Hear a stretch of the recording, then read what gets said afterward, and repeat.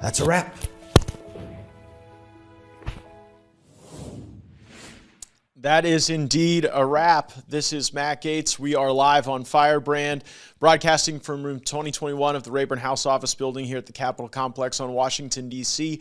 And that was former House Speaker Kevin McCarthy announcing his intention to leave the Congress, to quit at the end of the year. You'll remember back in January, Kevin McCarthy said, "It's not how you start, it's how you finish," and it appears he is indeed finished. This announcement from Speaker McCarthy coming the day after his top lieutenant, Patrick McHenry, announced his retirement from the Congress. The key difference is that McHenry seems to be indicating a willingness to serve out the entire term that his voters elected him to. Kevin McCarthy, in turn, saying if he cannot run the place and be Speaker, then he will leave. So there is an establishment exodus from the United States Republican Conference, and it's my hope that we backfill these establishment, lobbyist-drawn entities with folks who are willing to fight for the America First agenda, to reduce wars, to get out of these bad trade deals, and to stop the illegal immigration that is overrunning our country.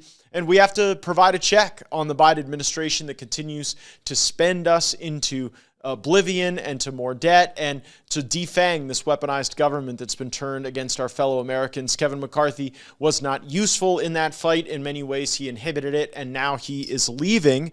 But there is a very real math problem that we are confronted with for this departure, for all of the self-congratulatory videos that Kevin McCarthy may make. Him leaving, his unwillingness to stay and vote for even the most basic of Republican priorities, may imperil our ability to get the job done. So here's the math.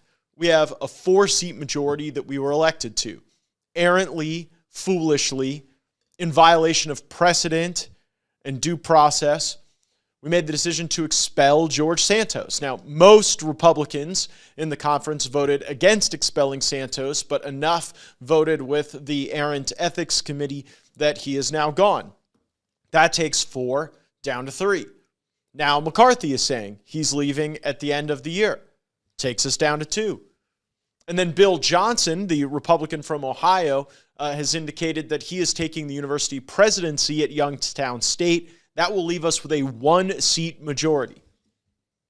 Sure hope everyone eats their veggies, stays healthy over the break. Otherwise, this thing could tip the balance to the Democrats. Now, there has been some commentary on social media that I am to blame, that it's my fault that Kevin McCarthy is quitting and leaving early. I don't know anyone else who would just say, well, if I can't run the place, I'm going to leave.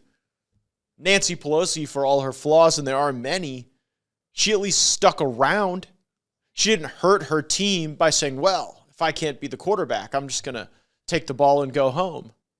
That seems to be what we're getting from Kevin McCarthy. This is not an act of patriotism or moving on to the next fight. It is an act of abject selfishness, and it is revealing that if Kevin McCarthy can't swing the gavel and be in charge and make the decisions, that he's not willing to be a team player.